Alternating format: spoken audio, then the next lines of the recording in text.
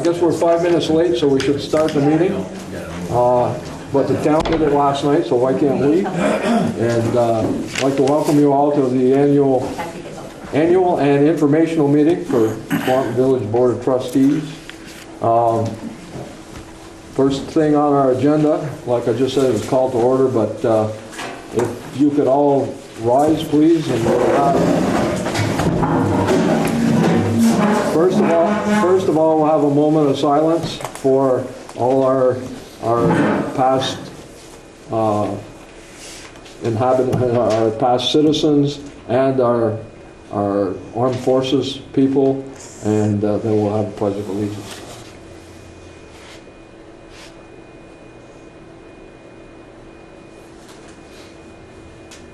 Okay, thank you. Pledge of allegiance. I pledge allegiance to the flag of the United States of America and to the republic for which it stands, one nation, under God, indivisible, with liberty and justice for all. Okay, thank you very much.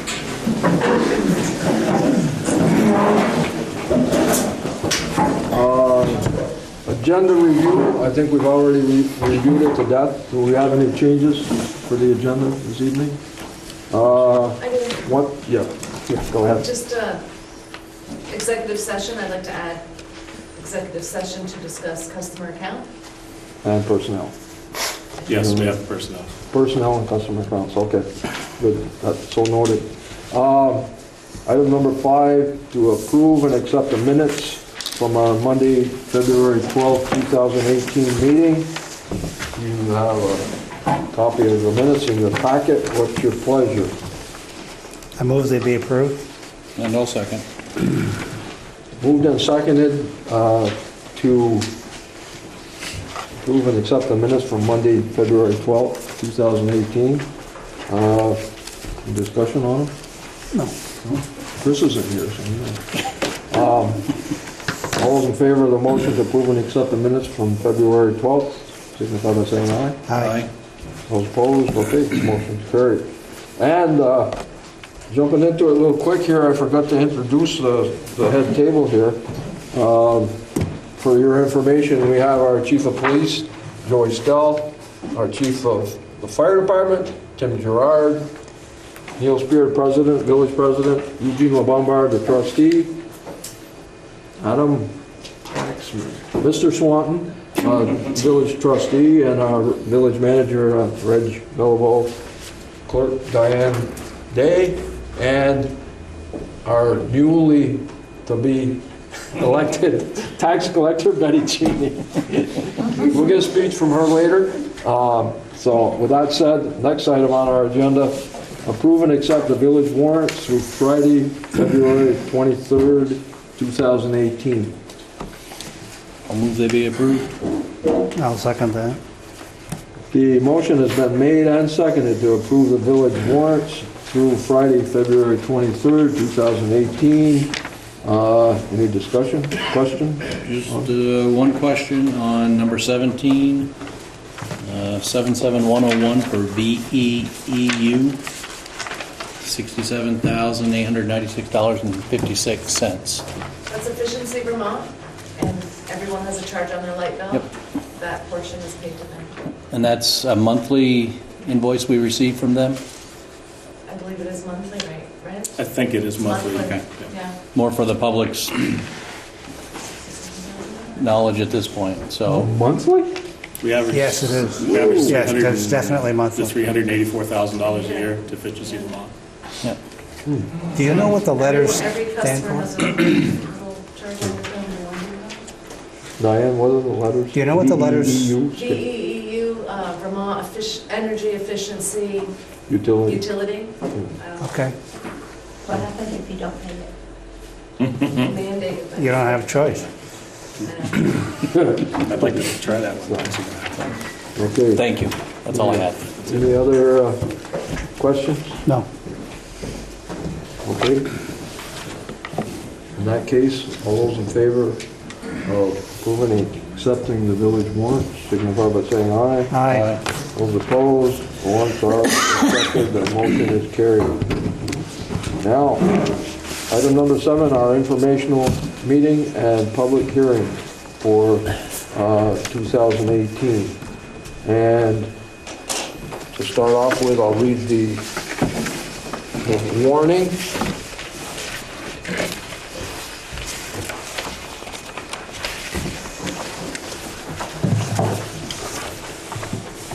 Village of Swanton Annual Warning. The legal voters of the Village of Swanton are hereby warned and notified to meet at the Swanton Village Complex, 121st Street, Swanton, Vermont, on Tuesday, March 6, 2018, at 7 a.m. to vote on the articles set forth. All articles are to be voted by Australian ballot. The polls are open at 7 a.m. and close at 7 p.m. Article 1. To elect from the legal voters of said village the following officers: President for 1-year term, Trustee for 3-year term, which would be Chris Leach this year. Yes. Clerk for 1-year term, Collector of delinquent taxes for 1-year term. Article number 2. Shall the voters of the Village of Swanton appropriate $125,735 for the operation and maintenance of the general fund for 2018. Article number 3, shall the voters of the Village of Swanton appropriate $515,358 for the operation and maintenance of the Highway Department for 2018. Article number 4, shall the voters of the Village of Swanton appropriate $67,145 for the operation and maintenance of the Fire Department for 2018. Article number 5, shall the voters of the Village of Swanton appropriate $612,310 for the operation and maintenance of the Police Department for 2018. Article number 6, shall the voters of the Village of Swanton authorize the Board of Trustees to place surplus funds in the Highway Department anticipated to be $36,950 into a capital fund for future equipment purchases and paving projects. Article number 7, shall the voters of the Village of Swanton authorize the Board of Trustees to place surplus funds in the General Department anticipated to be $58,122 into a capital fund for future municipal complex upgrades. Article number 8, shall the voters of the Village of Swanton authorize the Board of Trustees to place surplus funds in the Fire Department anticipated to be $21,212 into a capital fund for future equipment purchases. Article number 9, shall the voters of the Village of Swanton authorize the Board of Trustees to place surplus funds in the Police Department anticipated to be $30,784 into a capital fund for future equipment purchases. Article number 10, shall bonds or notes of the Village of Swanton in the amount not to exceed $435,000, subject to reduction from available state and or federal grants in aid, appropriations, reserve funds, and contributions from Missisquoi Valley Union High School District Number 7, be issued for the purpose of financing the cost of making public water system improvements, namely replacement of the Missisquoi Valley Union High School water line. The cost of such improvements estimated to be $435,000. Article number 11, shall the Village of Swanton spend and or apply $200,000 in surplus funds from the original water treatment plant bond vote to other projects and costs. This $200,000 is the loan forgiveness that was granted by the state of Vermont for the water plant upgrade. Article number 12, shall the voters of the Village of Swanton approve bonds not to exceed 15 years to purchase 2 fire trucks at a price not to exceed $1,442,500. This amount is to be reduced by the Capital Reserve Fund expected to be $76,650. Article number 13, shall the voters of the Village of Swanton continue to authorize the Board of Trustees to allow coin drops to be held on First Street from May through October, weather permitting. Legal voters of the Village of Swanton are further notified that an informational meeting will be held at the Swanton Village Complex on Tuesday, February 27th, 2018, 7 p.m. for the purpose of explaining all the budget items to the voters. Dated Swanton, Vermont, 29th day, January 2018, signed by all of us.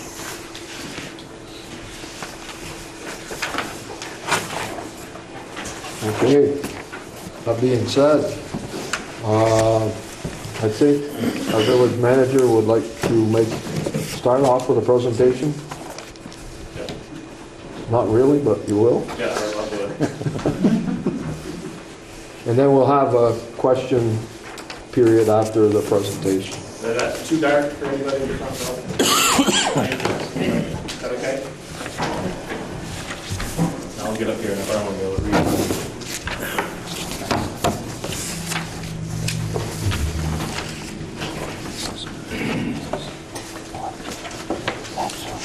All right, well, good evening, everyone.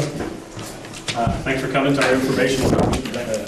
Lynn had a prior engagement. Her daughter has a championship basketball team. So that or this and family to me comes first. So I told her to go ahead and do that. And I can tell you right off, I'm not an accountant, but I can muddle through this, I guess, like anybody else can. So this year, our annual report was dedicated to the swans. If you look on the inside cover, it gives you a history on the swans in the pond and when we acquired them way back when. So that was a little piece of history that be noteworthy this year. So we can run through the numbers real quick. This year, the general fund went down just a little bit, 0.0786, as opposed to last year's 0.0788. Fire department down a little bit, 0.0420, as opposed to last year, 0.0437. The police department had gone up 0.3828, as opposed to last year, 0.3768. Highways also up 0.3222, as opposed to 0.2917. So the change is, in essence, 0.0346 on the tax rate.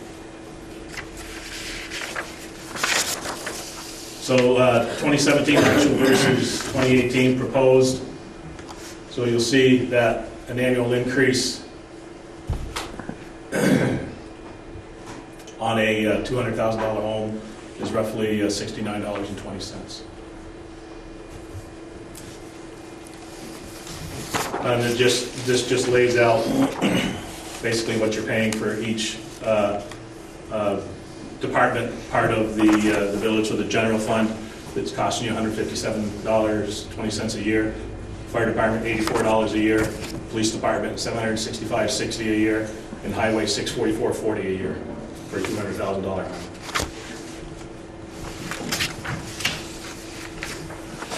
So the general fund financial statements.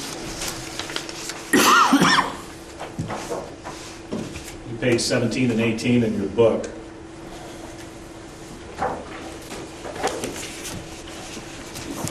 Basically, the revenues were above expectations this year.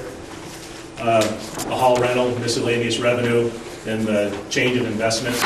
That's basically a CD that we have, and we got better interest on that CD this year. Expenses were under budget, $46,925. Thank you, Betty. Delinquent tax collector, we got more in. Outside services and complex maintenance was down on what we had projected for the budget. And that Article 7 is just asking for the excess funds to be put back in to the general fund.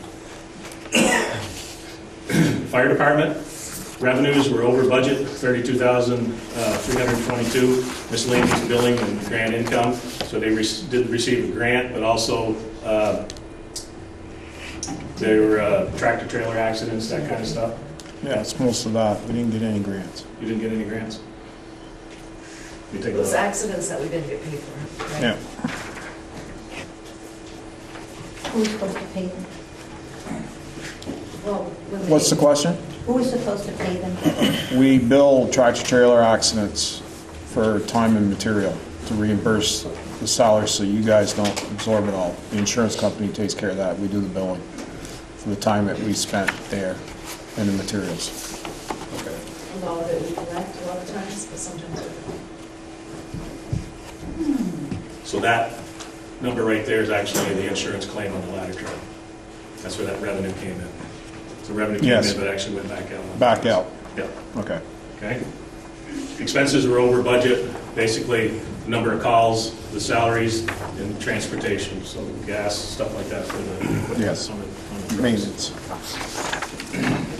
And then this relates to Article number 8 for the excess funds.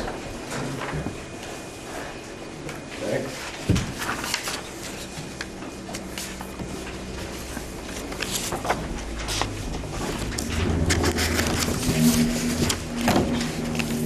So police department, revenues were over budget, 11,412 miscellaneous income and grant. This is page 21, 22. And then expenses are under budget by 19,372. There was a change in personnel benefits, and that's where that came under budget, and transportation expenses. In this article, Article 9, relates to the excess funds on the warrant.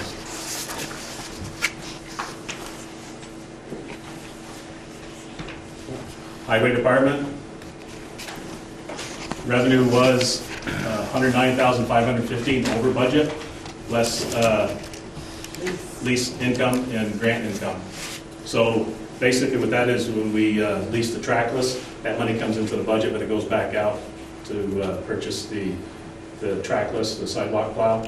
And then the grant is we got I think it was $20,000 grant, right, for our asset management grant. So that's basically because Mike is retiring at the end of this year.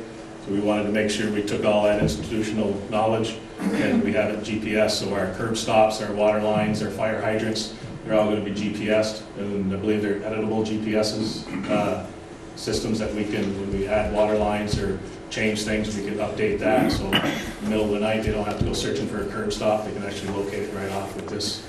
And this is a 2-year. The first year was 20K, the second year was 20K. So.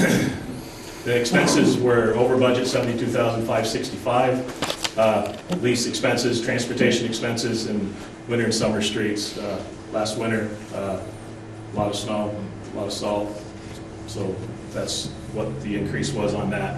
And whatever surplus funds, this is Article 6, it's relating to any surplus, go back in to to that department.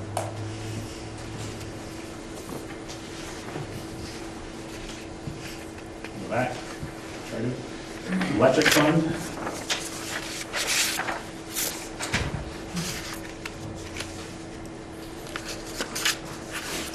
Okay, so this one, page, I believe it starts on 32, 33. Yeah. Okay. You got the revenues were over budget by $251,150, or $100 rather. There were line extensions and Transco equity. Those are the Transco was the equity and the return on investment for Transco. But the line extensions and jobs, basically the solar project that was on Frontage Road, we built that system up, but we charged them, so that's a revenue to us, because our labor and stuff, so they paid us, so that's a revenue. And also we helped Enosburg put in a solar project also, so that came into that revenue above. And expenses were under budget by $344,000. Purchase power was down last year. It's not this year. Last year, even though that the bag deflated, it was really, really wet, and we produced electricity nonetheless. So that was under budget. And distribution expenses and interest expense were also less expensive than we thought.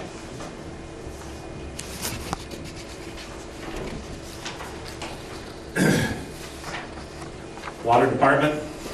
Revenues were over budget, $21,843. Water sales and grant income. I'm gonna have to look, because I don't remember what that grant income was. That was the asset manager. That was the asset manager, Chuck. Okay. Yeah, thanks. Just thought I mentioned it before, I don't know why it was up twice. Expenses were under budget, $12,563. Administrative expenses were down, and interest expense under budget and distribution as well.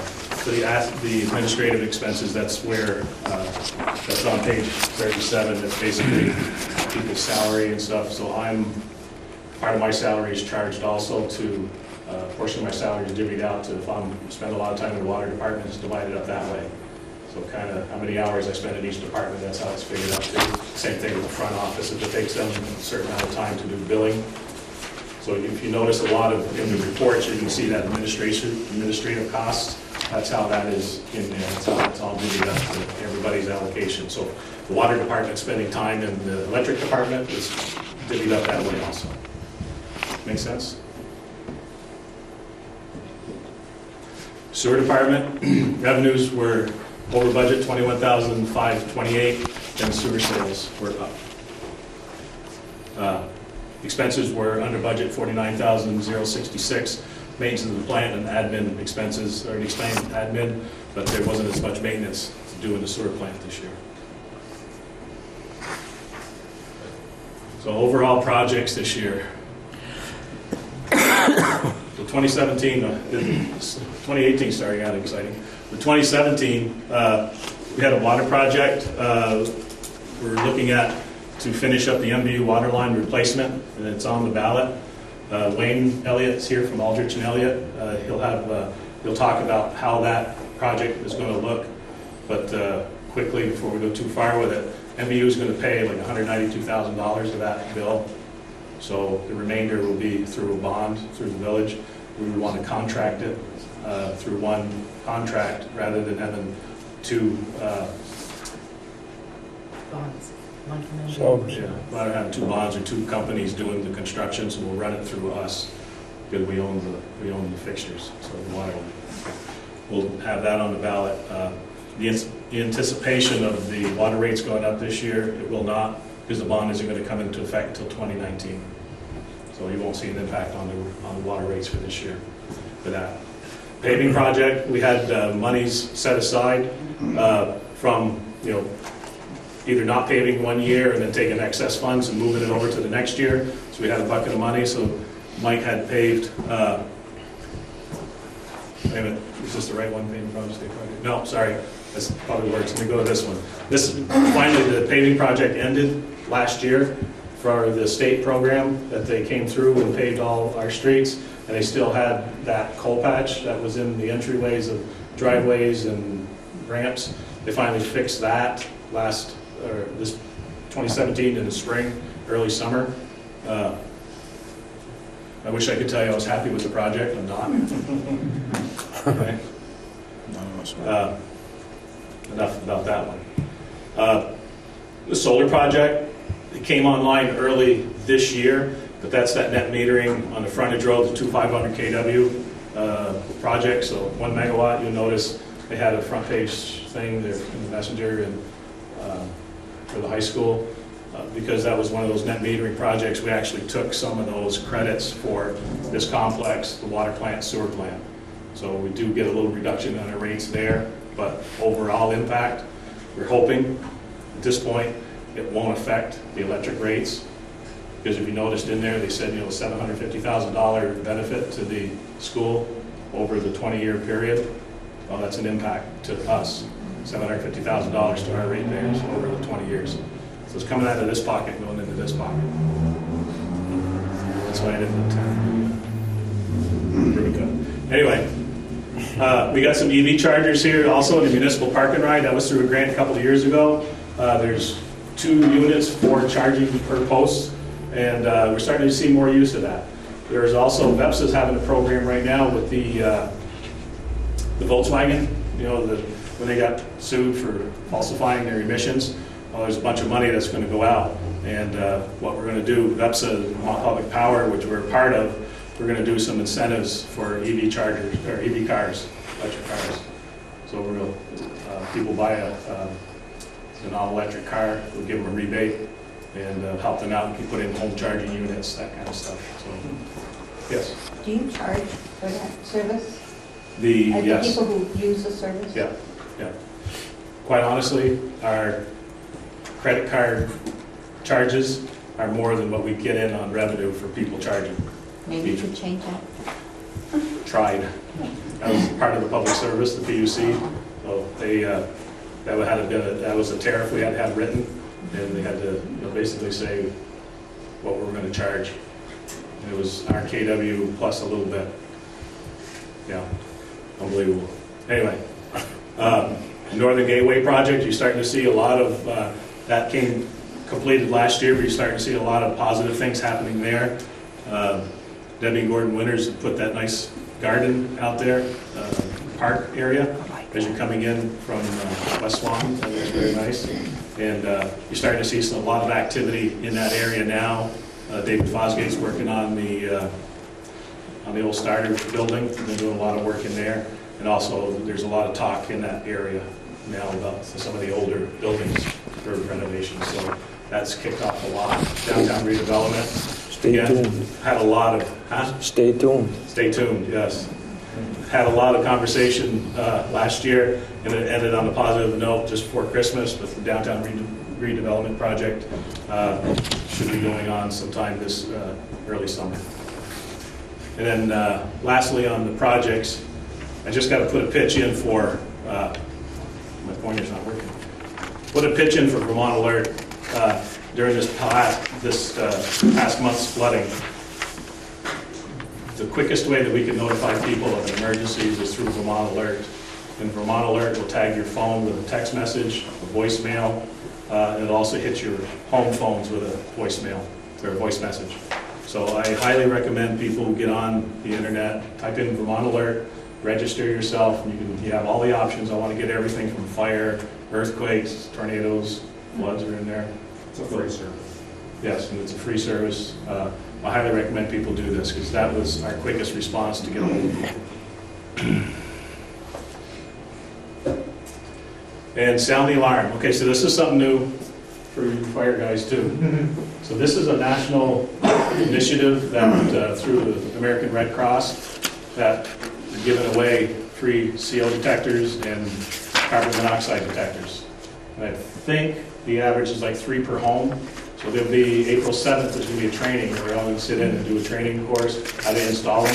But we're doing this in unison with Highgate Fire also. So this is a seminar I went to back September, and we were one of the first in this area between Highgate and ourselves to have the sound the alarm initiative implemented here in Swanton and Highgate. That's new, I just added that, sorry. Oh, I got it confused. You did. that looks like it. So, sorry, I added 2 things. So that's new. So Public Works, talked about a little bit paving with the extra money. Completed a couple of small projects. South River was done. Lake Road was done in a small section of 4th Street and Jones Court. Again, we continued to pick up leaves and Christmas trees, branches during windstorms and stuff.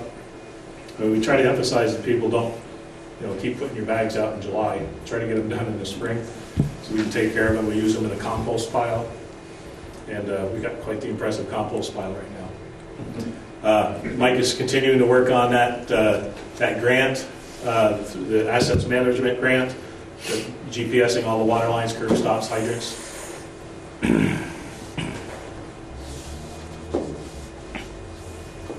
There you go.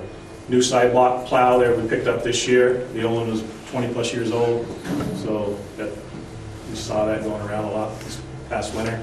Assets management grant just talked about.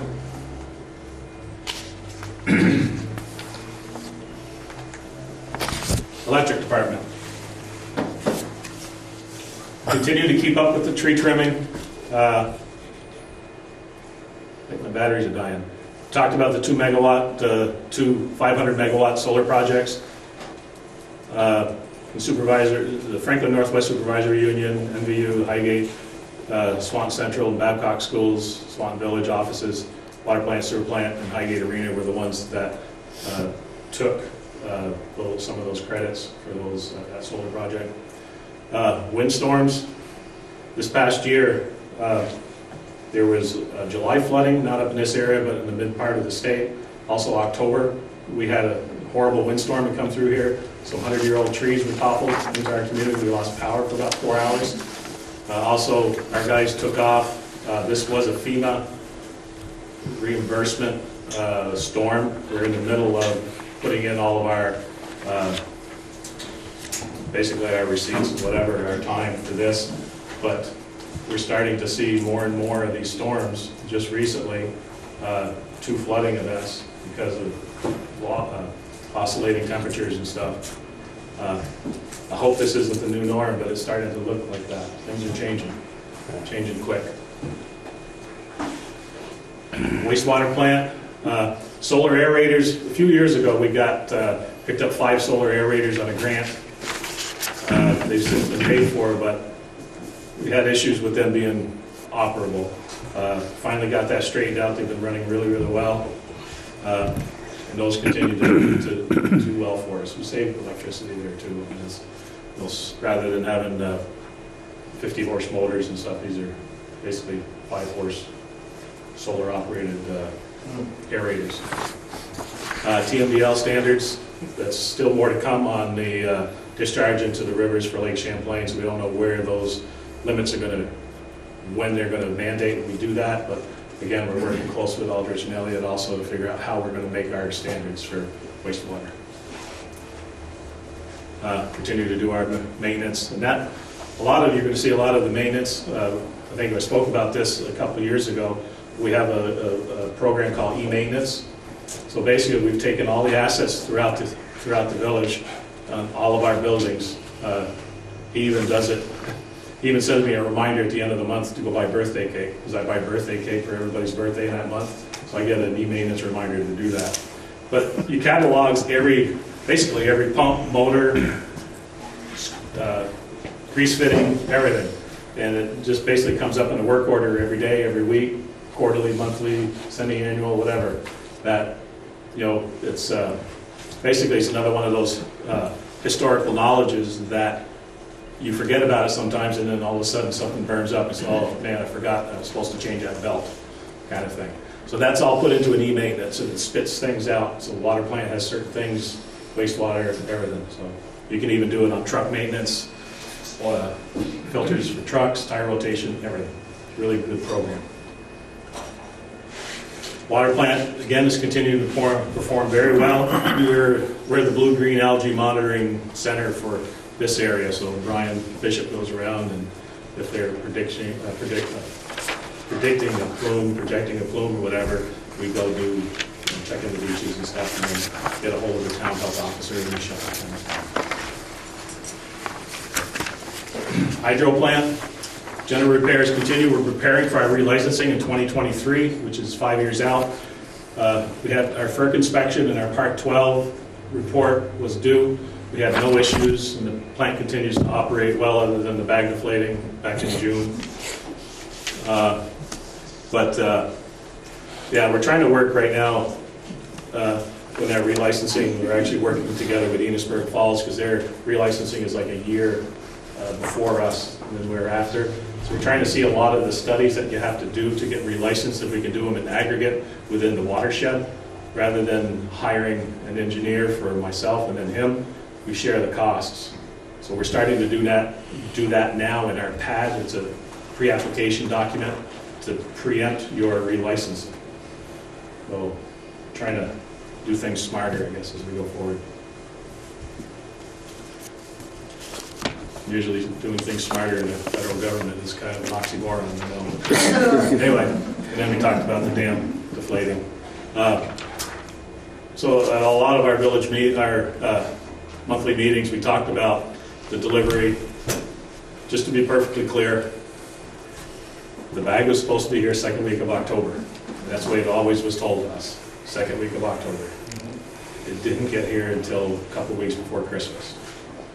So I think they heard me from here in China. But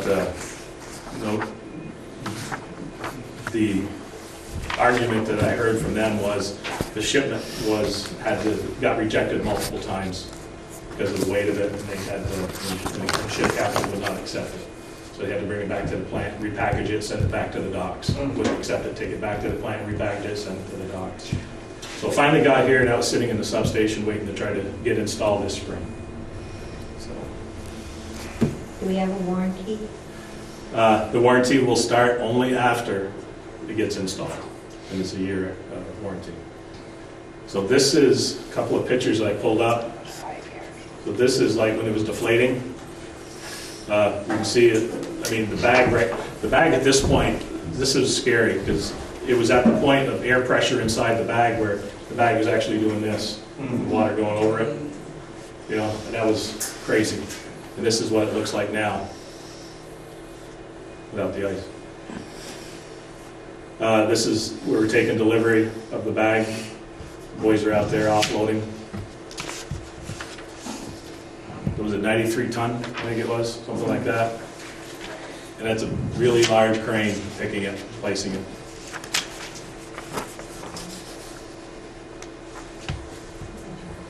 So, Where are you keeping the bag now, is it? it's right here in the substation. And then they have to... We'll have to reload it, so yes. We have to offload it. We're gonna have to reload it now to bring it up to the dam site and then do the install. So, we did put a contingency in there on that bond, but, yeah. Wasn't happy about that. Do you need a special permit because it's overweight the road? Yeah. Yeah, that we do in the middle of the night, right, Joey? I said that out loud. I don't care. Sure did.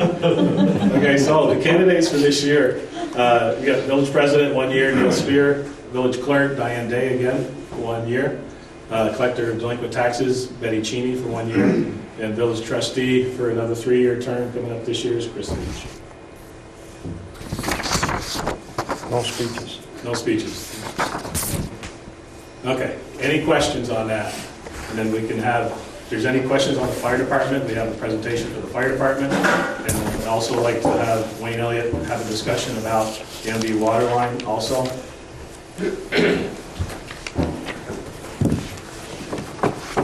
No question. Any questions at all? I have a question on Article 11. Yep. Was the $200,000 loan forgiveness, is that money going to be applied towards the bond? Yes. So, Because I'm confused about the bond. The bond is $435, yeah. but MVU is contributing $193. Does that mean that the actual expense is $628? No. Yeah. So two separate things. So there was some overages on the original project that we had. So there were some issues with the archaeological. It went up, the first bond went under. Yeah.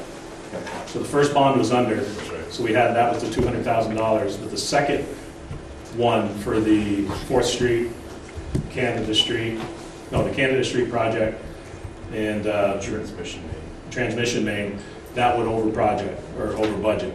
So because the water plant upgrade was a specific bond and it didn't give us the availability of taking these excess funds out without the public vote, so we could help augment this project and the overages that we had in the transmission line in the Canada Street project, we have to have a separate vote to help cover those. That make sense? Well, it doesn't, because I don't know why, this is a cost of doing business, and I don't know why it has to go to a vote. Maybe I'm just thinking out loud here, but you should have the decision-making authority to be able to do that? Yeah, we had thought we could initially, and the bond bank, I think it was. Yeah, they speak to that. Sure. Yeah, so the village, I mean, you have to stick within the bond authorization amount, you can't go over.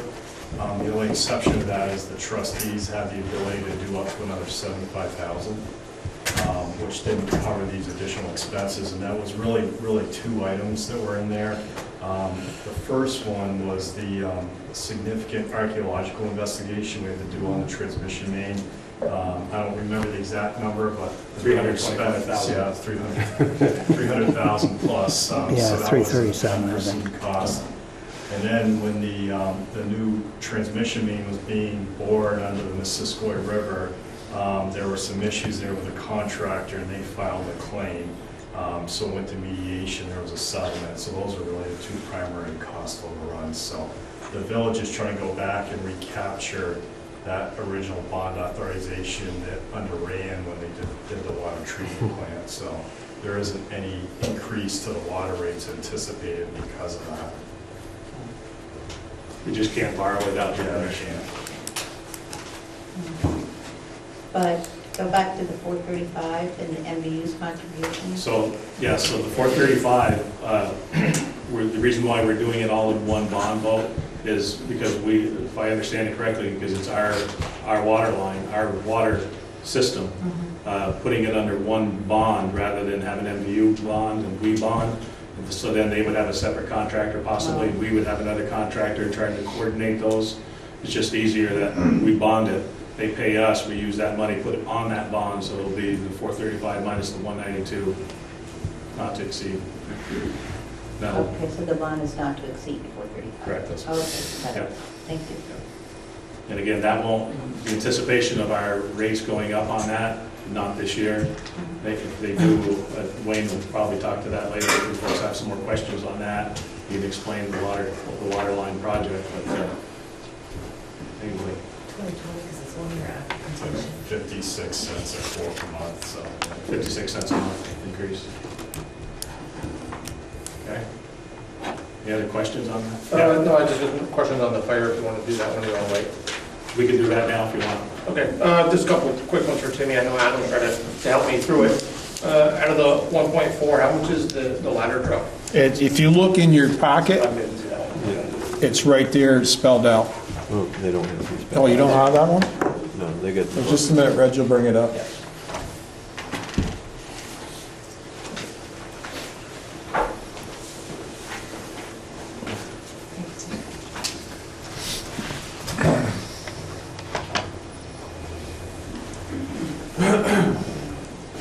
Well, he wants the, I guess if you want to do yours, Tim, I can ask it. I may see it in well, there. any of the truck stuff, I'm going to turn over to Peter, Okay.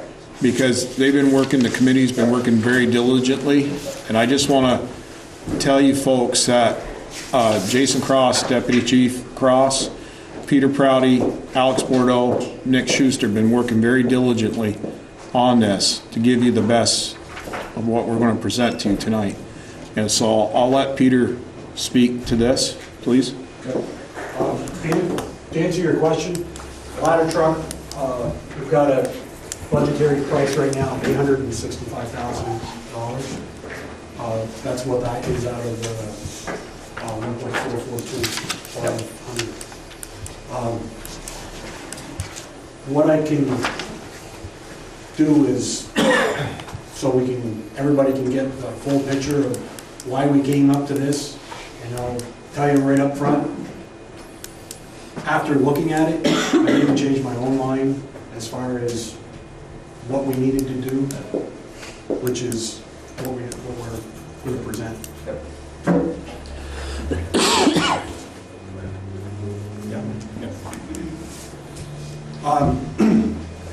As Timmy said, myself, Alex Bordeaux, Assistant Chief Cross, and Nick Schuster were tasked with coming up and looking at what we needed to do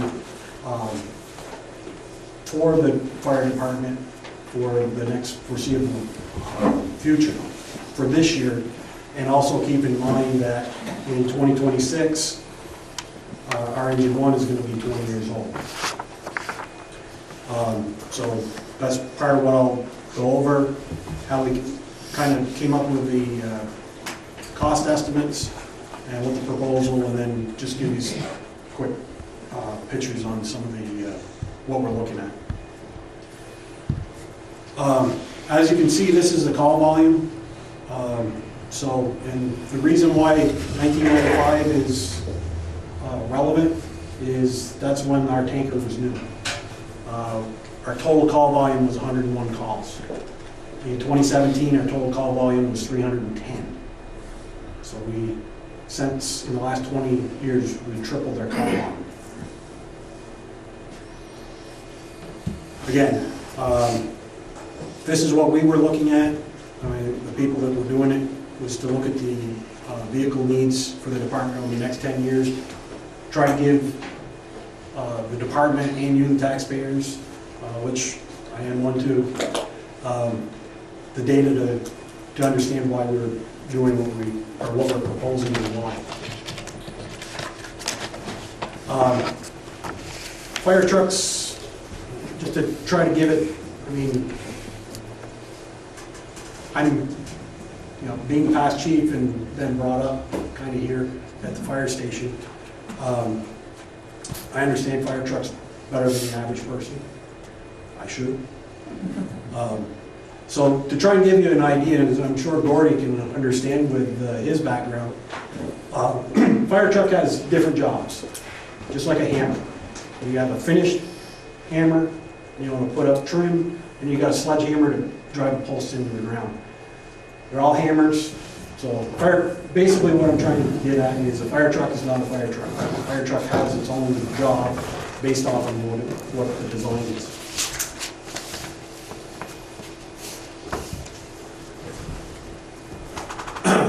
So what we're proposing is the truck one of the trucks that we want to replace is a picture of our current truck, the one on the top. That's the 1995. Basically, the main mission of that truck is to haul water to the rural fires outside of the hydrant district. Obviously, it's a lot easier to hook up to the hydrant with a hose and go on, but there's a lot of places in the 64 square miles that we cover that we don't have the luxury of having a village water system. So, what this also brings is additional manpower to the scene if need be. What we can also do with it is that our current truck and the future truck would have the pump with the larger water tank, so that could stay on scene, and we could free up the attack engines to go back, get it ready for the next call.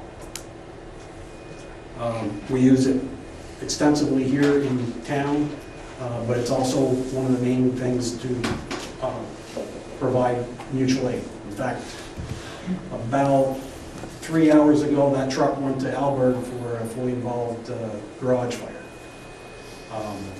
And you probably, first question you're going to say is, well, why did we go help Alberg? Well, when we have a bad fire, Alberg comes and helps us. So it's the typical one hand washes the other. Peter, may I ask a question? Yep. Because you're on mutual aid. Of the 310 calls that you had this year, is that what you said, 310 Yes. calls? What percentage of those were mutual aid calls? I believe there was 41. Yes. 41 calls. I'm not exactly sure what that. I'm just curious. It's in the report. But we. Okay, thank you. 42. Okay, thanks. But we did also, in being the number of calls that we actually do have, and this was back when I was chief also, back when we were having the 100 calls a year, the likelihood of having 2 calls at once was pretty slim. Over my tenure as chief, it started getting more often, where we were having to call at the same time, or we weren't done one call when another one would come in. So, I mean, when you start figuring, is most people in the fire service, trouble comes in threes, calls come in threes. We've got 2 today, and the guys are thinking that, pagers might be going off any second because of the third one. And then we might go for 4 or 5 days with nothing. But that's kind of the gist of what that truck is. Peter, just to note what Suzanne was saying, you've got to, I think you should take into consideration the number of mutual aid that you received as well as what you put out. Right. I don't have off the top. Mutual aid received last year is not as many as we gave out. We didn't have many structural fires. I think the most that we had, and Jason both It's either JB and JC, I think 10 calls. Yeah, at the but most. if you're weighing, what's the score, us against them, it balances out better than saying, well, we gave Yes, 42 and didn't receive anything. right, Yeah, So- right. but we did receive some help. Yeah, And that goes back to what Peter says, when we get the number of calls, and we've seen an increase, you know, like with Peter and us, we've seen as the years go by, more of an increase because people aren't knocking down the door as they used to be members of the fire department. So a lot of your fire departments that surround us are hurting. yeah. And during the daytime, when a lot of and people have to work out of town, where here, we're fortunate enough, and I'll say this, and I can't say enough to the merchants and the manufacturers and everybody here, we have a lot of people, and I work with them to, I'm not saying every call come out, but it's like a second tone. And they understand if they get that second tone, they're needed. And that's getting to be more relevant as the years go by. I mean, this year just happened to be one of those years that we've been nailed with everything here. And we've had to call at times just to cover us to give protection to the village. But we don't ask for the whole department. We'll ask for certain things. You know, if our tankers are tied up, I'll ask for a tanker. If our ladder truck's tied up, I'll put a ladder truck on standby. Not to really bring here, but I'll put it on standby. But that's what Peter's getting at. You know, in 95, we only had X amount of calls. Tractor trailer accidents, car accidents. You know, if you look in the book, it's broke down. They're going up. They're not coming down, they're going up. Why, I don't know. But they're going up because our roads are getting busier. People are working 2 jobs. They're on the road more. They're getting tired. Tractor trailer drivers are getting tired. We have more accidents. Structure fires, I can say we're down a little bit, but that goes year to year. Next year, we could be busy. But that's what Peter's getting at. If I answered your question along. Thank you very much. This is the ladder truck. What this provides us is additional reach.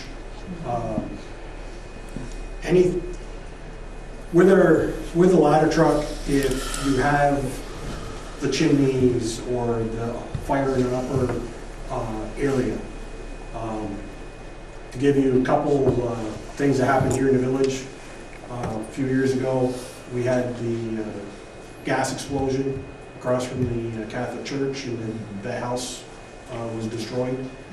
Ladder truck came in handy because it blew the top half of that house apart. If you look at the end of the ladder, we have a master stream. It's able to give 1,000 gallons a minute. So we were able to hook up into the water system and dump 1,000 gallons a minute into the top of that house to contain it to that one structure and not let it go into the buildings next to it. The other thing with the ladder truck, you can put an observer up top to give the ground officer an overview of what is really happening. So that works very diligently for us. And especially in the winter time for chimney fires. And the winter that we have, and if you can look at my deputy chief over there that had his accident, it's comes in very handy. A lot of injuries avoided.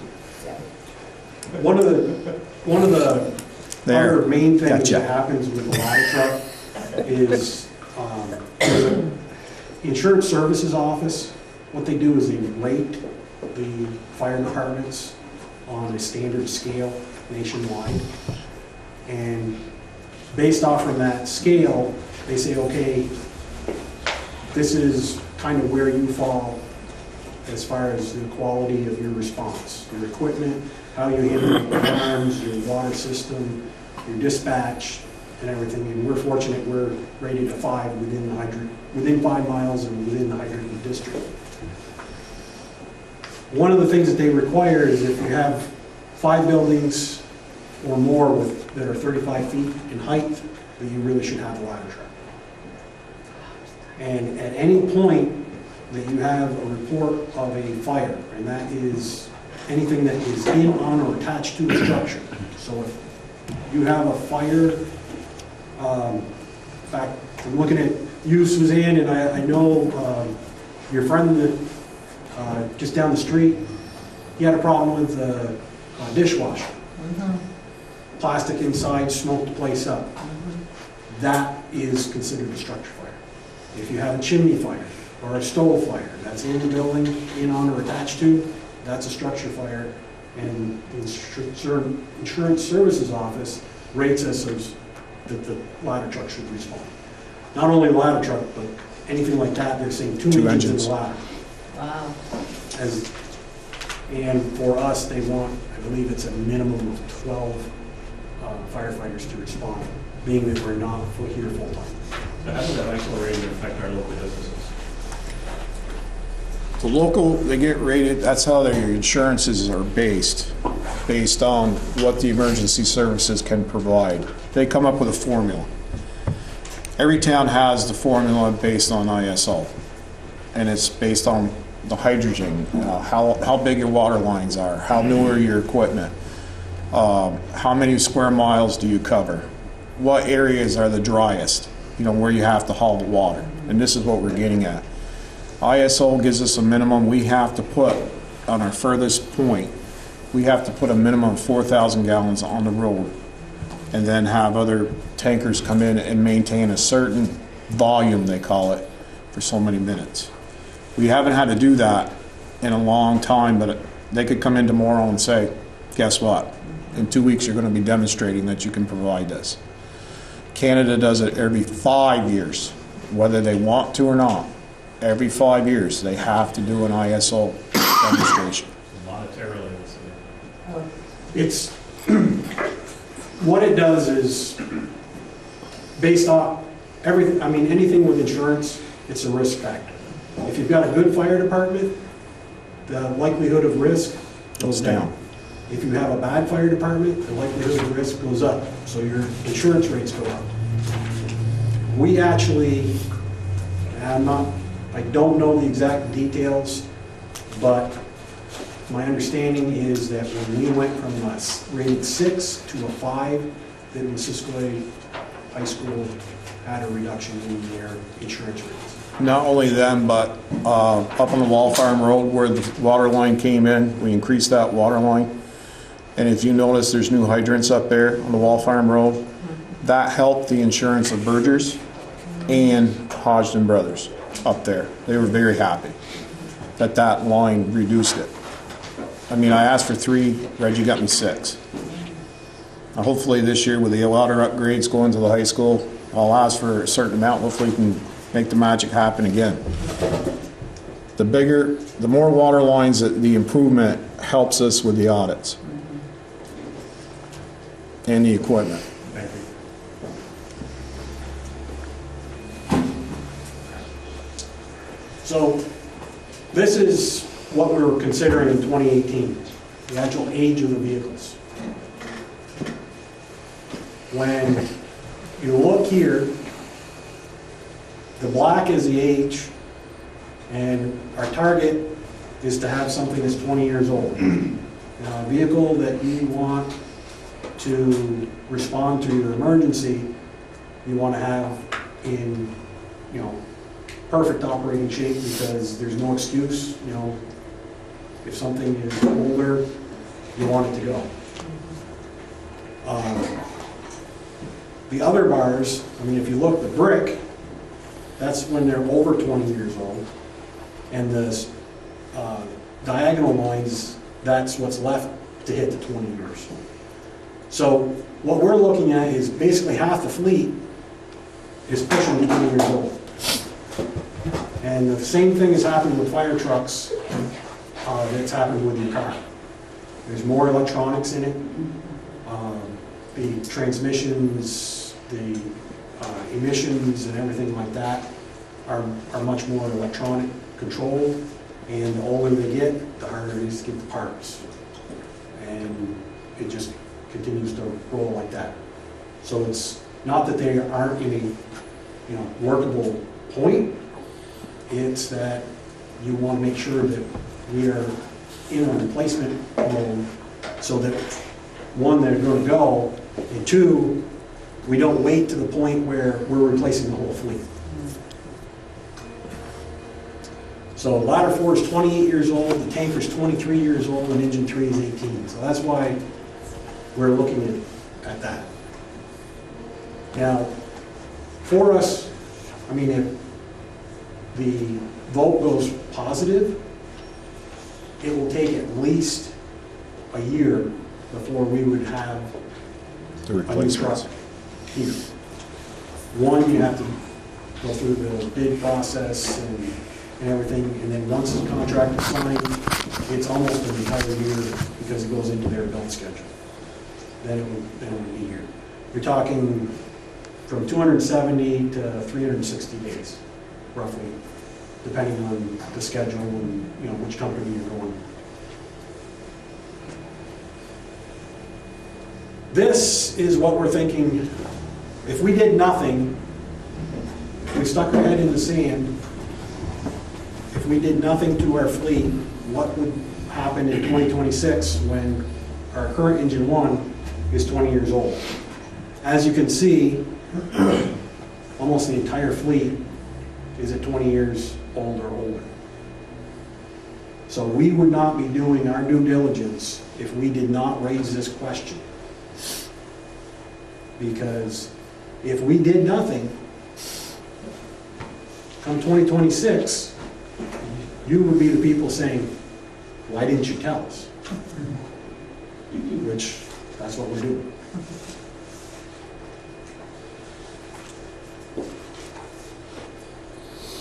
So we've talked to the apparatus suppliers. In fact, we have talked to 5 different companies at this point to get ballpark figures. What they have all pretty much come back and said is they're on average of 3 to 5%. So we call it 3.5% increase every year. That's just been historical. So if it's 100,000 this year, if we wait, it's 103.5, and you just keep going. So you start multiplying that times the cost of these trucks, which is $600,000, $700,000, $800,000. It doesn't take long for us to get to the point where we're talking some serious money. If we're gonna end up having to buy it anyways, it's serious money that we're gonna having as far as the cost increase. One thing that I didn't put in this, I did a slide, but to try and keep it down, but I'll verbalize it. The town of Franklin bought a truck a couple years ago, almost the same basic thing as our current tanker. I put what we paid for it, and I ran it through the 3.5% increase compounded annually. And then there was also some diesel emissions that added additional cost. It wasn't just a 3.5%, it was a larger. So we put a figure in for that. The truck that they bought, putting our original cost, running through the thing, it came in within about $2,000 of the estimate. So that pretty much tells me that these calculations are pretty spot on.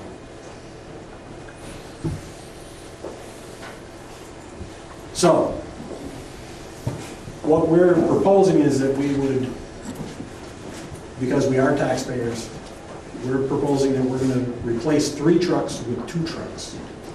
That actually reduces the capital expense because you're not paying for the 3rd truck. We're keeping it so that the water on wheels, the actual, how much water is in the booster tank, as we want to call it, that's on the truck, will be the same as the 2 trucks. It's got to be a bigger truck, but that works. Pump capacity is going to be the same. And then the ladder truck will be very similar to what we currently have. If we do that, this is what the graph of the age of the trucks would be. We'd reduce by 1 vehicle, and then you look where, in an ideal world, you've got half of the age left and half of the age that, you know, how old the truck is. So at that point, in 2026, engine one, the one we're thinking will be 20 years old, will actually be 20 years old. The utility, which is a F550 crew cab, will be a little bit older. It'll be actually 1 year older than that, be 21. So the proposal in pictures is on the left side, that's our current. This is pictures of what we're talking for the replacement. The aerial ladder truck, similar to what we have now, with a larger engine tanker that would have similar capabilities. I mean, obviously, 2 trucks can be in 2 different places. The 1 truck won't be able to, but that's something that we will work around. Pete, our current ladder truck, that's our 3rd ladder truck? Yes. Yes. And the ladder truck we're proposing to purchase, this will be the first ladder truck that we've actually gone to taxpayers for. So the membership the membership have bought the last 3 trucks through donations, fundraising. And trust. Right. Pete? And one of the other things you're proposing as well is to put like equipment on both units. So you've got Switch over. standardability and Yes. familiarity. The other thing that we're trying to do is standardize the layout of the trucks.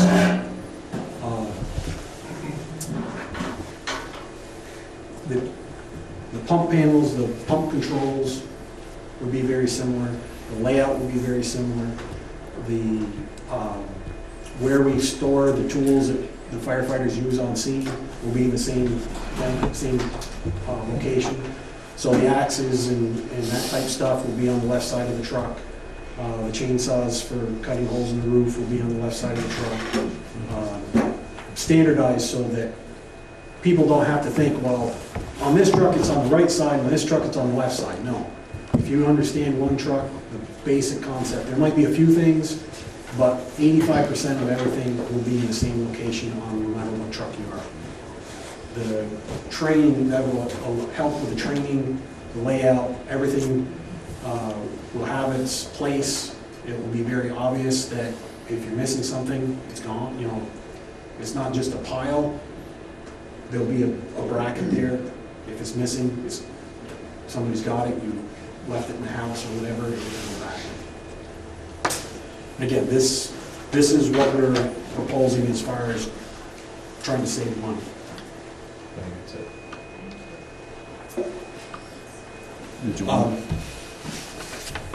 What we're trying, Do you want this? basically this whole thing is we're trying to make sure that everybody is well aware of not only the impact now, but in the future.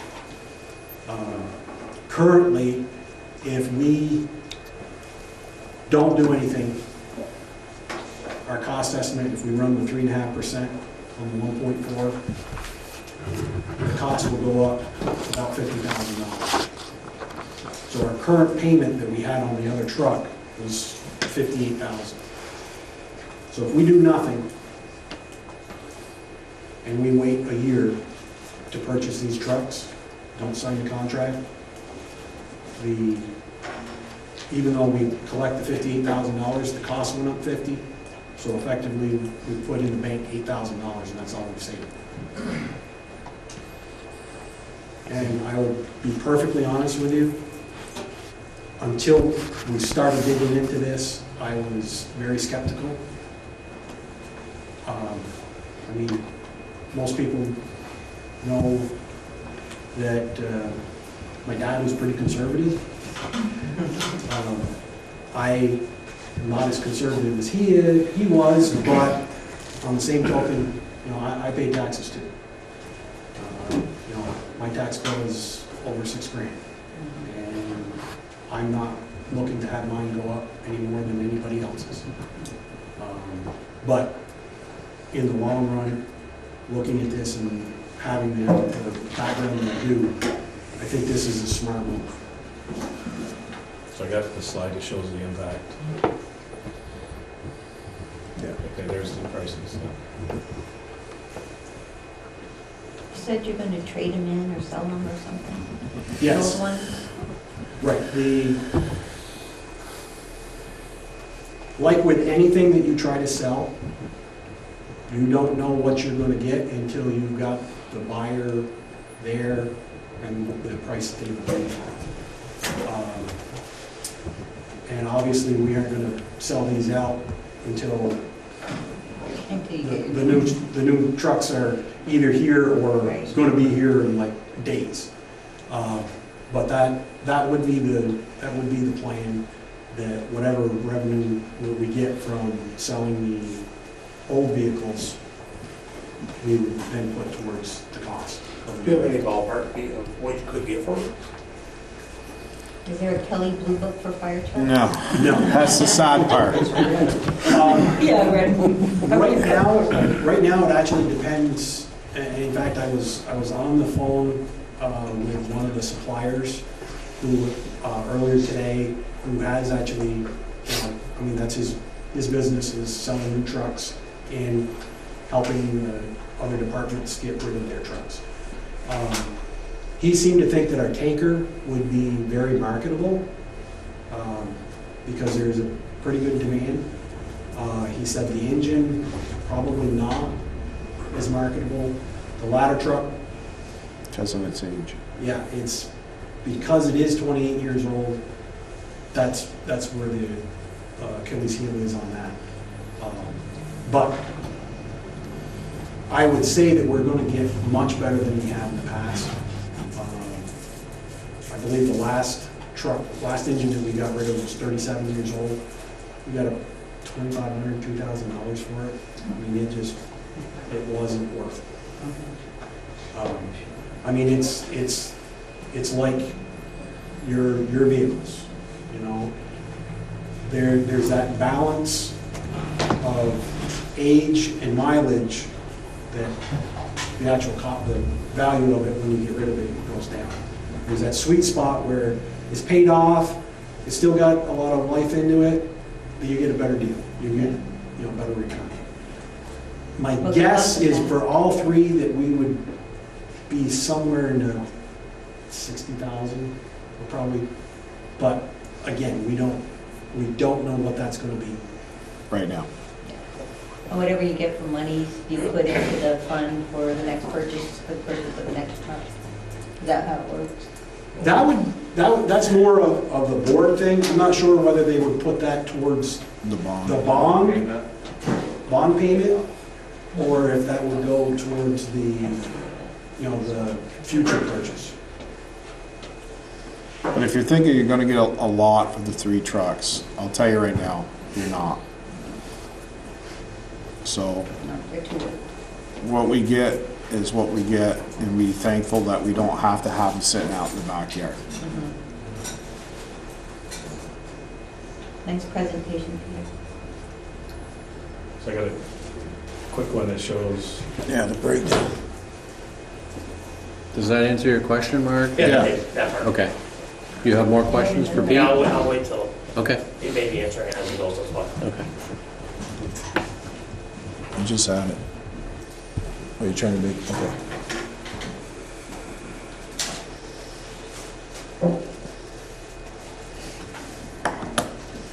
so it'd be about a $30 a year increase for a $200,000 home for both trucks.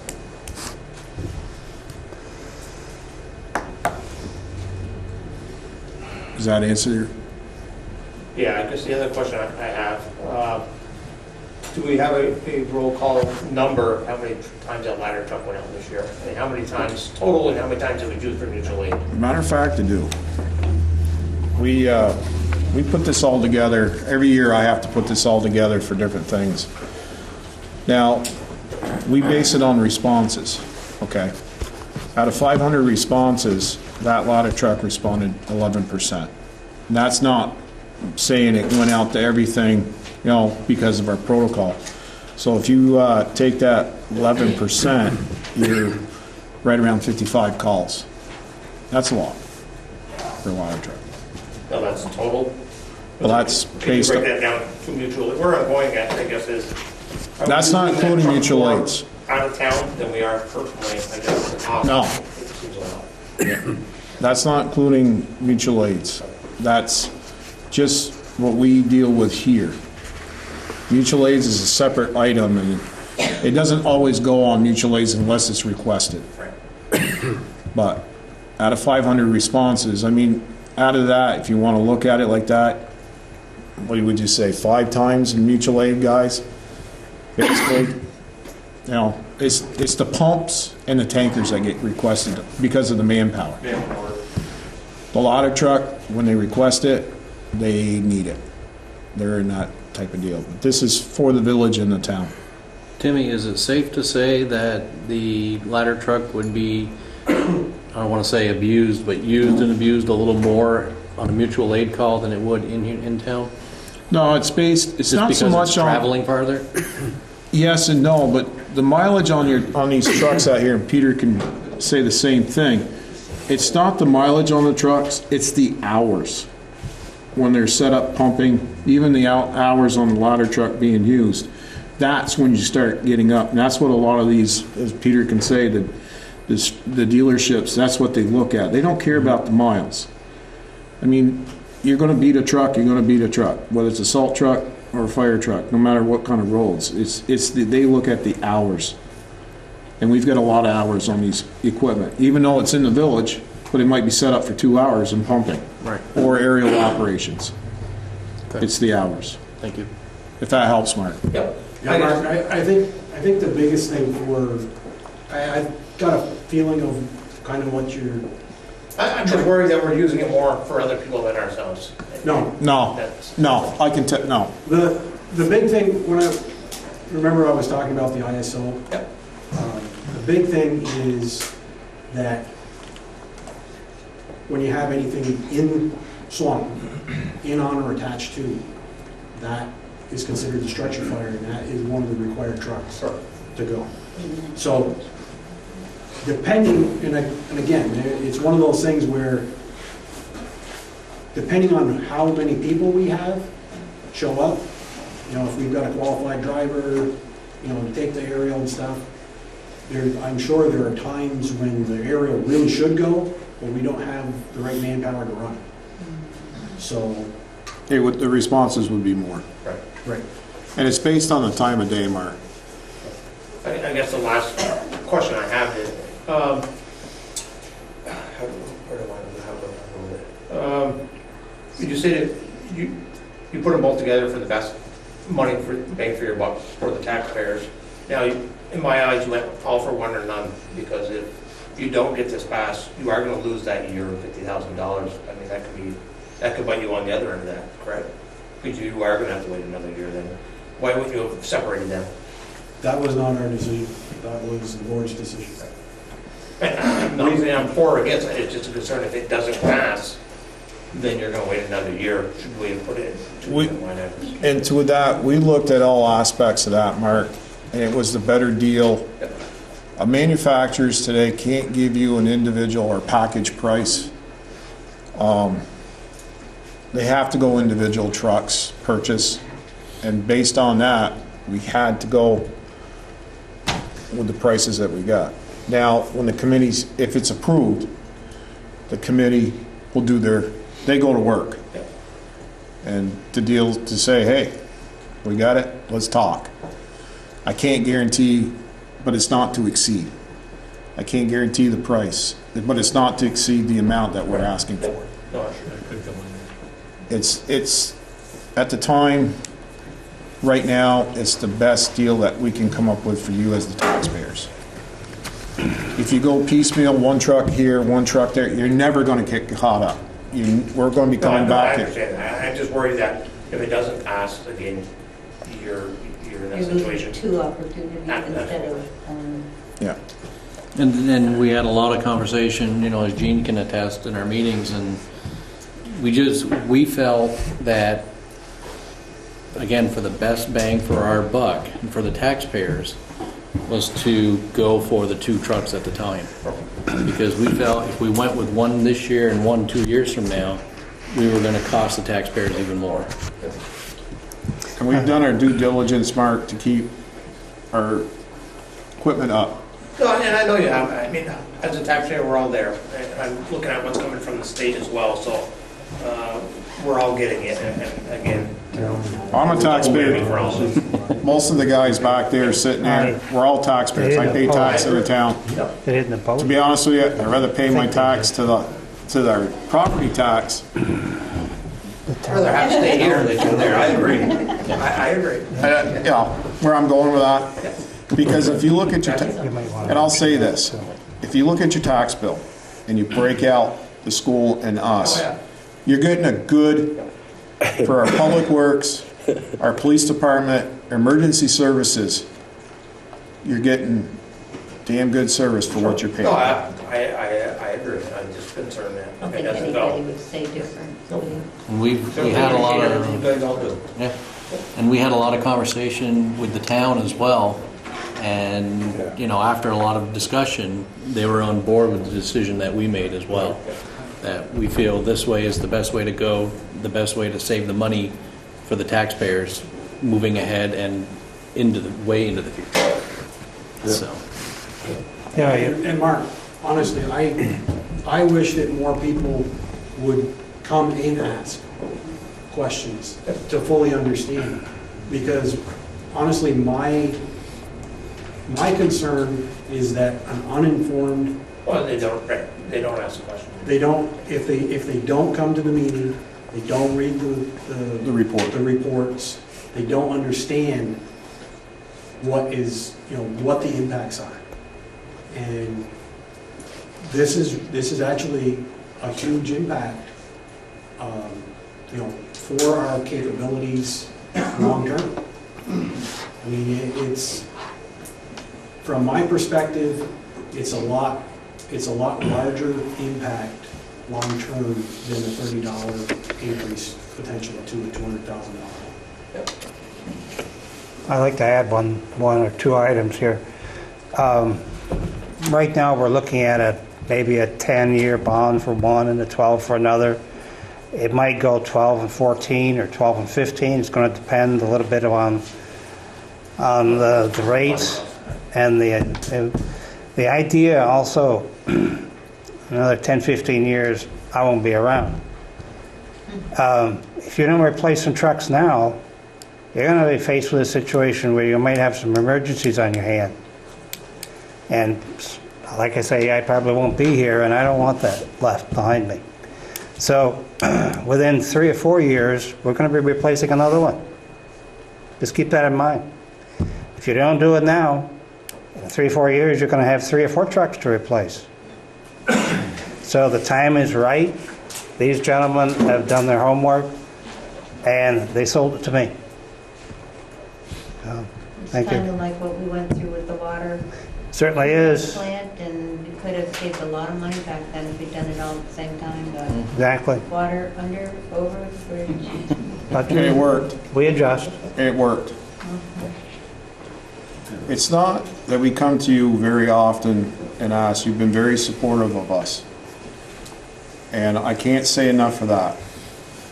And I think Adam says it the best. It's not that we want them, you know, come to you and say we want them. It's we need them. The village can't grow too much more, but the town is expanding.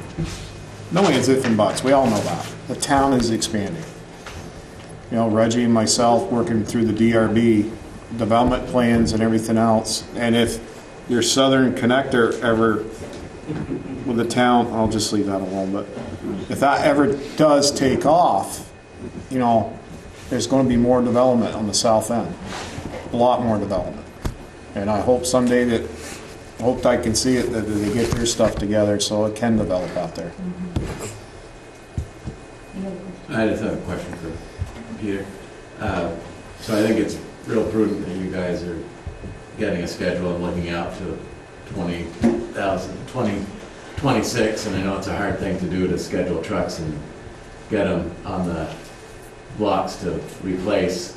And I saw the bond was a little dip. One was a 10-year, one was a 12-year, and you didn't just confirm that.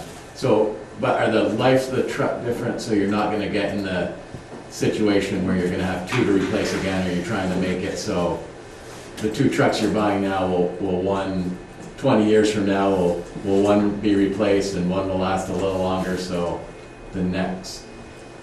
That's- Or are we gonna come to another time when there's gonna be 2 or 3 trucks to replace all at once? So do you try to stagger it so we're gonna get away from just doing 2 at a time? We're trying to stagger it.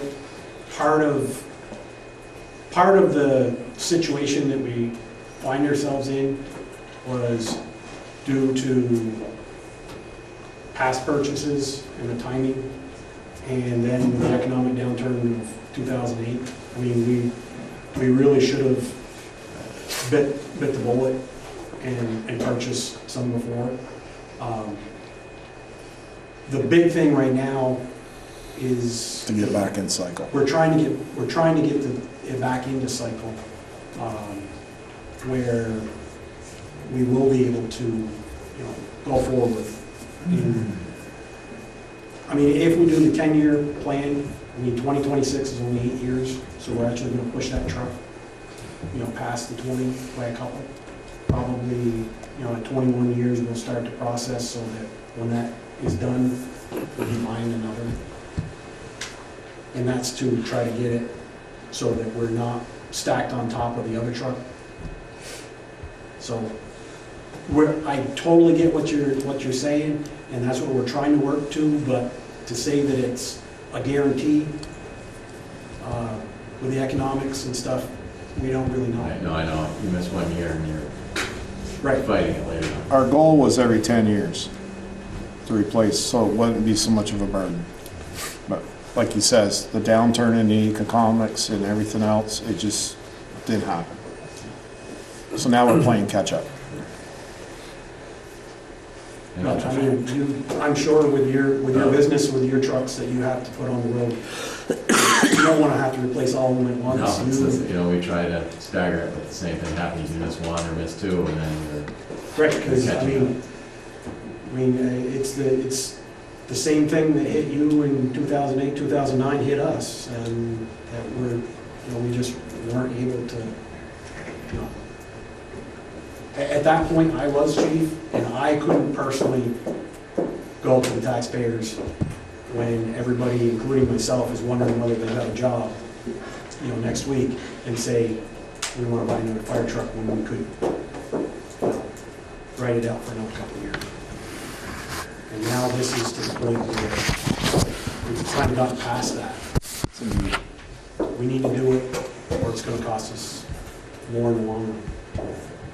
And and to be honest with you, I even looked into, what was available on the used market for aerials and stuff, and that, Unbelievable. they're not, the ones that are worth having, it's kind of like either they're just a couple years old, which makes me think there's something wrong with them, or they're like what we've got.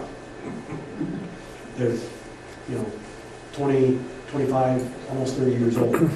There's none of those in between. And I've been looking for almost a year. And if you're going to pay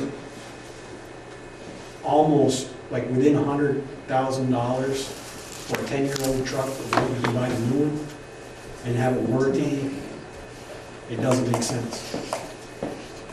Thank you, Peter. Does that answer everything? No, good. Good? Thank you. Onto water. Excuse me? I said onto water. I can leave now? No. Oh. Well, you can, I guess, if you want to. Is there any more questions for our board of directors here? Really? Either the PD or the FD. If not, we'll have Wayne will give us a quick overview of the proposed water line for MDU. And if you have any questions on that, we'll go for that, get that out of the way. Okay, Wayne Elliott, engineer for the project.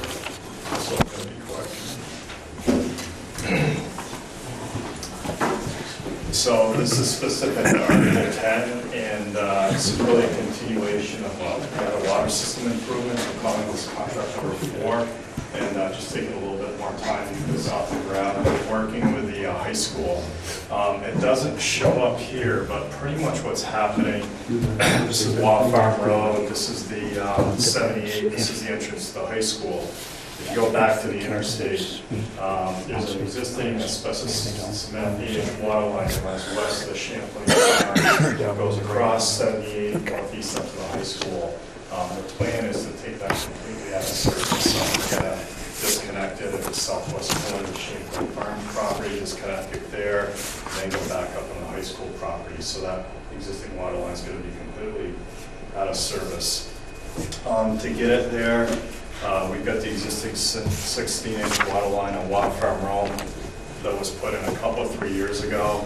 We're going to continue off that with a new 12-inch water line, run across 78 in the northerly direction, and then run along the north side about 900 feet to the intersection with the high school. A few advantages of that, we're going to leave a valve, the ability for that 12-inch to continue east in the future if needed. There's going to be fire protection now in this area. There's a hydrant located at the corner of 78 and the high school entrance. It's also going to allow the ability of these existing properties on the north side of the road to connect to the water line. So that's going to be a benefit to the village ultimately. If they connect, they're going to be new water system users and help pay for the improvements. Then what we're going to do from the entrance of the high school is we're going to continue directly north about another 900 feet on the west side of the entrance and reconnect an existing water line at the high school. Again, we'll put a new hydrant at that location. The only thing that doesn't show up on here is with the Champlain Farms. We need to reconnect them to the new water line, so we need to do that from the easterly direction. Why is this required? Obviously, we want to continue to maintain reliable water, including fire protection of the high school with the new 12-inch line and the new 8-inch. We're going to try so we can be able to improve the pressures and fire flows up there. The asbestos cement water line that exists is going to stay in the ground. We're going to abandon that. That's difficult to locate, so if there's a leak or an issue out there, that pipe material is very hard to locate. And it also runs cross-country, so it can be tough to find.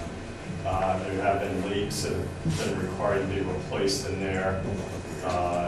And as I mentioned, again, we're going to be able to provide water service and fire protection to this section of Route 78, which isn't currently served.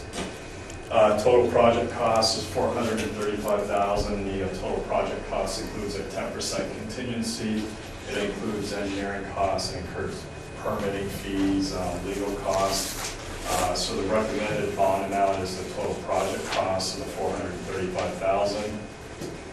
The available funding sources, as this town villages continue to use the state funding, so it's going to be a loan with a 20-year term and 3% interest rate.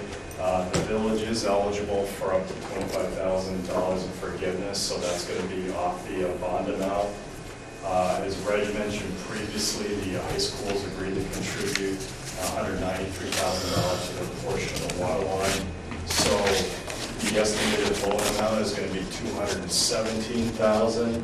And based on the state funding package, the annual loan payment is going to be about $14,600 for that 20-year term.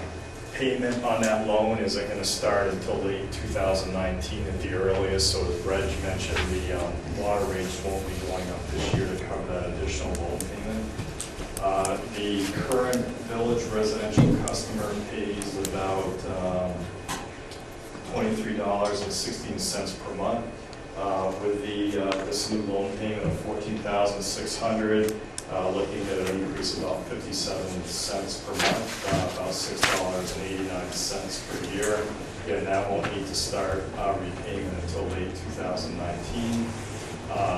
If the bond vote passes, the design is done. We've got all the permits, still some easements that are close to being obtained.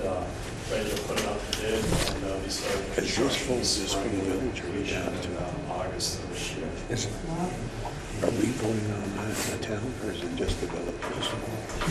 Any questions on that? It's What's the a anticipated village effect system. on traffic flow while you're doing all the work? Well, it's a beat, so one of the things we want to try to do is make sure the section of water line that's being done along the school could possibly be done when the school's out of session, would make that a little bit easier. The portion on 78 is in the V-Trans, so the village is going to have a permit for that. Contractor is going to be required to provide adequate traffic control and everything that goes along with that, to comply with the V-Trans requirements. I know certain times of day, it's hard to get through there now. And when the exit off 89 is coming at the end of the day. So I'm just trying to anticipate if it's all dug up and down to one lane or mud and gravel, what more will add to the fun of getting home? How long of a project would that take, you think? So the crossing itself, there won't be any direct disruption there. There's going to be a steel sleeve, there's going to be boards, so the road won't be dug up in that case. And then the majority of the work, the 900 feet, is really going to be outside the edge of the roadway. Maybe 2 to 3 weeks at the most.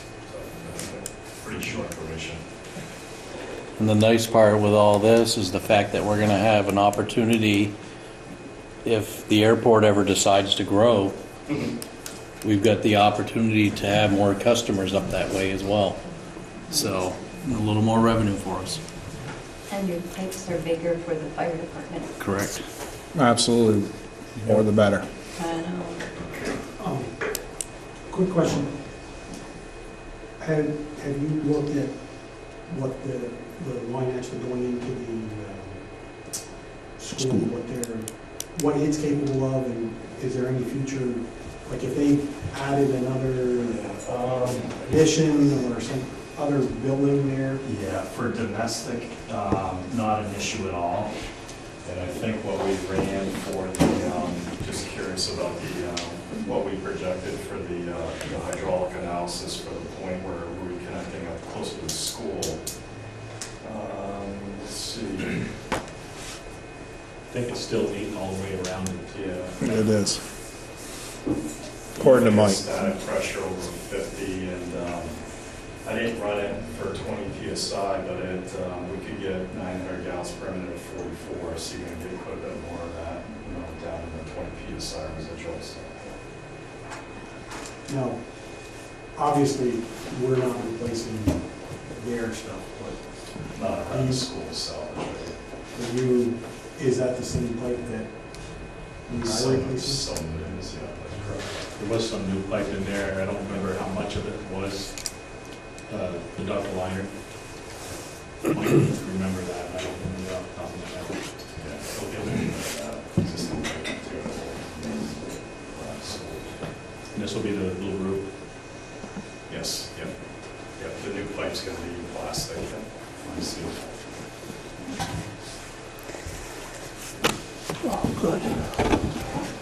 Any other questions for Wayne? Yes, well, thank you for your patience. I'm sorry you had to sit through the whole event. Yeah, I know a lot about fire trucks now. Can't vote, but. Okay, thank you, Wayne. Have any other questions from the audience for any of us at this point? If not, I'd like to take this opportunity to ask the candidates if they'd like to say anything. I know one of our candidates is missing, and Can we talk about it? Yeah, I'm going to. we'd like to name call him all that we can tonight. Eugene, did you say you have? Eugene is representing Chris Leach tonight, his campaign manager, so I'd like to say a few words. Yeah, he paid me quite a bit. Actually, I think Chris is away on a much-needed vacation with his wife and other members of the family. But anyway, I've worked with him over the years, and he's very dedicated to the work that he does. And I'm really glad to support him again for another 3 years. It's good to work with him. He knows the electric department, the electric business better than I do. And I thought I knew it pretty well. At any rate, I certainly would support him, and thank you. Ditto. Yeah, for sure. And Neil Spears running again because things aren't finished yet. I came on the board in 1999 when Lewin's IGA, which now belongs to Gordon Winters, went out of business or sold, and I thought we needed some help with downtown. Boy, was I right. So that's why I got on the board originally, was to try to help with the downtown. And then I took a little reprieve and let Ron Kilburn take the seat for a couple of years. And then he willed it back to me, so it's basically been about 20 years. Chris has been on a couple of years longer than I have, but I'd appreciate everybody's vote again this year because we have a busy year ahead of us. And I'd like to see this original plan come through to improve the downtown, and it's an ongoing process. And with that being said, the ongoing process, I'd like to thank a lot of people tonight. Well, I'll be brief, but I want to get my dibs in here while I'm up at the podium. I'd like to thank the PD, the police department, the fire department, the MVR, the Swanton enhancement movement that have really spurred things along in our community and all the members there. I can't list all the members, but they're all doing a great job. The Swanton Arts Council, Gordon and Debbie Winters, Dave Fosgate, the town, our board, my board, your board. Everybody seems to be pulling together, and it's really rewarding after 20 years to have all these things coming together. And so, that being said, I'd appreciate your vote again this year. Betty, would you like to say anything, or just? No. She's been doing a good job. She's been here for quite a while. Ever. Yeah. I mean, on the as tax collector. Yes. So, Yes. but so that being said, thank you all for coming. And Sandy. While we're asking for support, let's not forget the teen center. Big changes Yes. going on for the teen center this year. They've got a lot of help from folks like Gordon here. Yes. And so I hope that people will continue to support them in the past the way we have. I'm sure we will. So, okay. Anyone else? We're in the public comment section now, but other than that, I think we have an executive session, but if nobody else has anything to say, I thank you for coming, and don't forget, next Tuesday is the vote. Reg? Yeah, just real quick, so last night I was here as the emergency management director. Tonight I'm here as the village manager, and I'd like to say a personal thank you to Diane for all the work that she did during the flood. Being there and taking notes, and had I anticipated this better, I would have had her there the first day, but the second day she's been phenomenal. Very impressed with her dedication to the people in Swanton and the amount of work that she's done and being tireless doing this project. So I just want to personally thank you.